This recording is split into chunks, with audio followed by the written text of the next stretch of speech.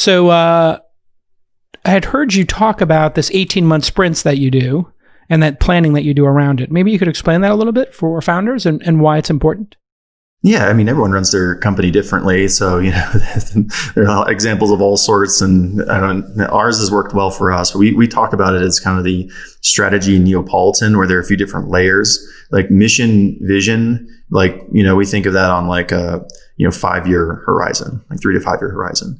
And then, and so those don't change very often. That's our North Star. But then, we have departmental OKRs that are quarterly, and that's way too big a difference between those two things. So we have 2 other layers in the middle. There is a strategy that is an 18-month strategy. So we kind of revisit that on that time frame. And then there are company OKRs that are every 6 months. Every year is too long. 6 months seems like the right kind of like cadence to optimize for. So there's kind of the first half of the year company sprint, the back half, but then every quarter each department is updating their OKRs. And so that feels, what's nice about that, especially as the CEO, is I'd like to not be critical path for everything. We really want to push down in the organization decision making, which has a lot of benefits, right? People feel empowered, they feel appreciated, they have a bigger impact, and I don't really like to micromanage. So if you can kind of get everyone on the same page about where we're going in 18 months, people can start to be smart about how they slot things in now versus later, and kind of have those open cross-departmental conversations about what are the trade-offs and what's the right ordering of stuff. So, and then based on that 18-month roadmap, we look at, well, what's the team we need to get that done? And then from that, we kind of back out, okay, well, like on what time frame are we going to hire them? How much is that going to cost? And then do we need to raise more money?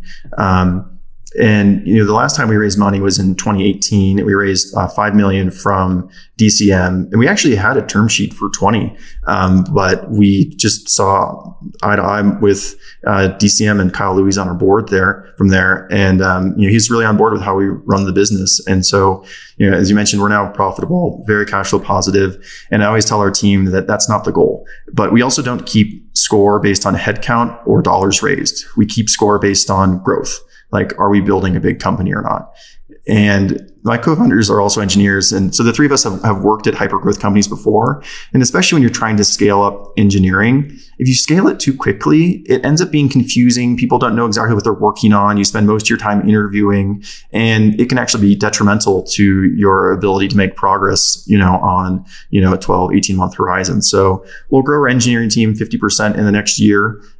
We grow other departments based on need. As you mentioned earlier, 100% of our deal flow is inbound. It's 95% self-serve.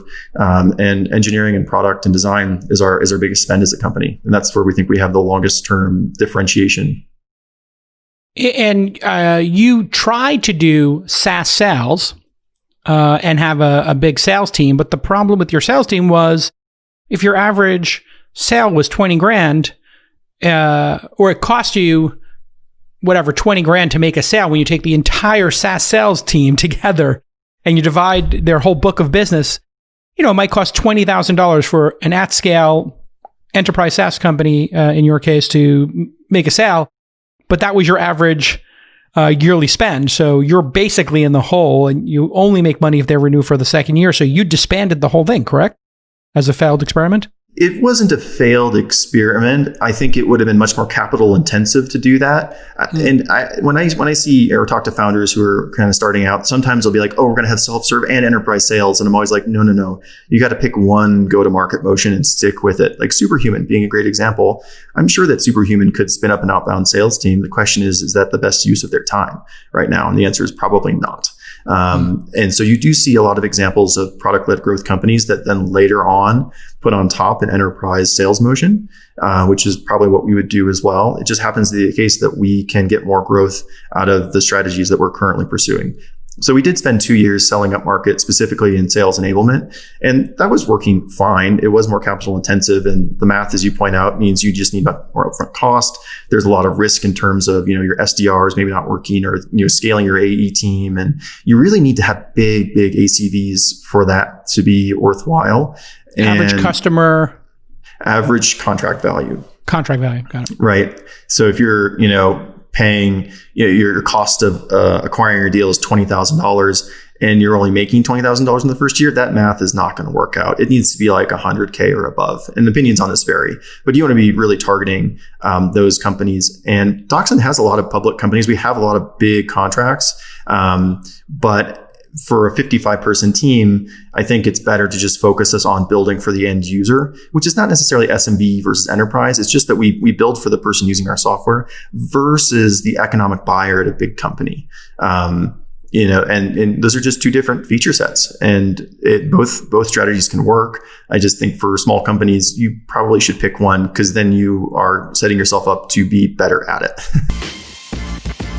Everybody knows that Zendesk is the go-to tool for customer support. It's the gold standard. But what you may not know is Zendesk also offers a suite of sales tools designed to remove the difficulties of sales software, so sales teams like yours can go spend more time on what really matters to their business, which of course is having better customer conversations. Even better, Zendesk is offering this suite of sales tools plus their industry-leading support software for free for 6 months as part of the Zendesk for Startups program. Think about that. Along with the free access to all of Zendesk as part of the program, you'll also get access to Zendesk's community of startup founders and partners who will teach you all the best practices to better serve your customers. And they'll even offer dedicated onboarding guidance and support to get you up and running in no time. Steezy, one of our great investments here at Launch, they teach people how to dance. It's a subscription service. Think Calm meditation, Steezy for dance. They rely on Zendesk, and they love it. They use the combination of Zendesk Explorer and their ticket tagging system so that they can track which features their users want and that they're most excited about. And then they take all of that information from the customer support channel and they give it to the product team, right? Get 6 months of Zendesk for free at zendesk.com/twist. And to qualify for this program, because they're giving it to you for free, they just ask that you have under 50 employees and you've raised a Series A or below, right? So if you're a Series B and you got 100 employees, why don't you go ahead and pay for the product, okay? But this is Zendesk for Startups. It's free. Zendesk.com/twist.